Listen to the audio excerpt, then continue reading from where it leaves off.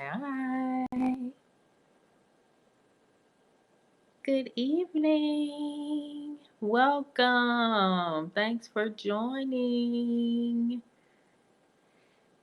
Hopefully you can hear me now. I think this is the fourth attempt, but if there's any issues with sound or yes, you can hear. All right. So we're in there. We made it. If at first you don't succeed, try, and keep on trying. So we're here. I'm glad that you are here this evening. Welcome to day 37. We are on our way. I said yesterday that I may skip today, but I decided to hop on. Even though it's later than what I normally do, I wanted to keep the momentum. We've been going strong every single day since day one. So I said, hey, why not? Even if it's just for a couple of minutes. And then, of course, I'll definitely hop back on tomorrow. Um, so, day 37 is already upon us, and we're continuing on our journey to 50 days of starting your grant writing business while you're at your 9 to 5. Thanks, you all, for joining those that's your first day on Scope who downloaded the app to be a part of this challenge because I'm doing these videos exclusively on Periscope during this time. So, thanks so much for joining and being a part of the discussion. So yesterday we talked about um, how to set your pricing and where the number comes from to set your rate. So check out that replay. We had a really good topic and it was very simplistic. So something that I try to make it as clear and as simple as possible so you can understand like where exactly does the number even come from to determine your rates. And like the day before that, which is day 35, we talked about business structure, setting up a sole proprietor versus LLC versus incorporation, and I just gave some tips around all of those setups. Again, those are that was day 35. So you can check out that replay and do consult an attorney when you do get ready to set up your business because it's based on your business needs and goals. So I just provided some of those breakdowns for business structure. And prior to that, we talked about who does a budget as a grant consultant. Is something for you to consider if you never had to lead a budget at your organization and you're interested in consulting on the side.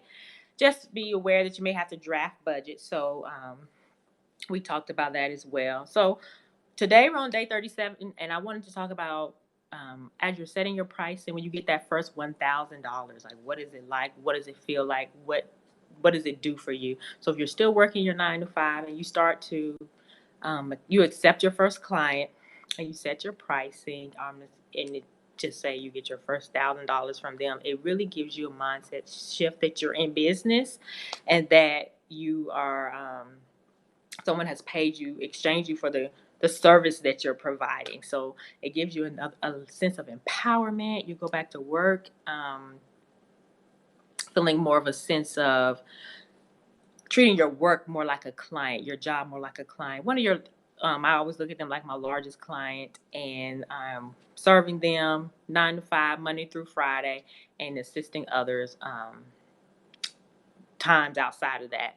So just really want to stress like once you get that first $1,000, $2,000 for your first project, it's very exciting to say the least, and it really puts you in the mindset of being in business, especially if it's your first time really receiving funds for goods or services that you provide. So you get that first $1,000, you go back to work. It's like, look, they better not say nothing to me. Now, of course, $1,000 won't pay your rent and your mortgage and your all your other bills that you have, but it does give you that sense of encouragement and courage to really want to push and proceed with, of course, pursuing your business. So that's why I'm really encouraging those to do this while you're at your 9 to 5.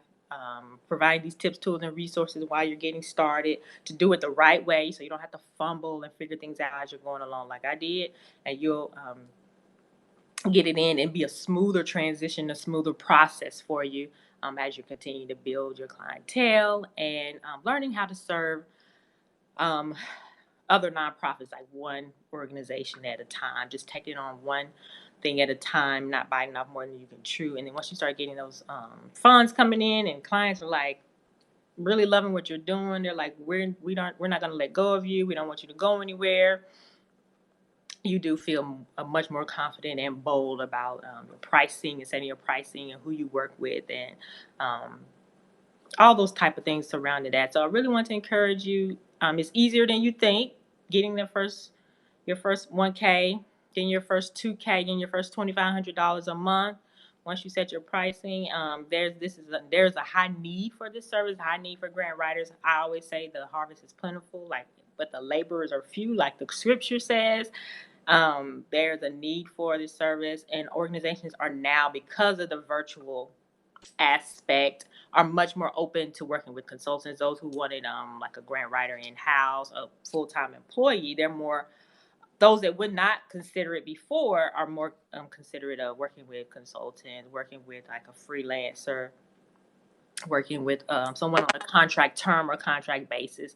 So really, really, this is a great time to get started. I would say get started now, get your first client before the end of the year, and get it going, because again, it's something that you're interested in. I have people reach out to me all the time about, just asking questions about consultants. So I wanted to share all the tips, tools, and resources for you. So sign up on the email list. I've been sending out a lot of different tools and tips and resources for getting your grant writing business started. Again, while you're at your 9 to 5, you can sign up at junefirstfirm.com. The link is in my bio, and I've been sending out all the information. You can check out the replays. I'll even send out our topic for tomorrow for those that are on the email list, and you can check it out as well. So I typically send those emails out every evening after our live videos and discussions. So hopefully this information was useful for you. I hope you will continue to be a part of these discussions, because we'll be back tomorrow for day 38. We're going to talk about a controversial topic for tomorrow. Grant professionals, some do one thing, some do the other, and I'll share what I suggest. So check it out tomorrow for day 38. We'll be back. And again, sign up for more tips, tools, and resources at junefirstfirm.com. Link in my bio. And I look forward to talking to you and seeing you on tomorrow. So have a great evening. Thanks so much for joining. I'll talk to you soon. Bye bye.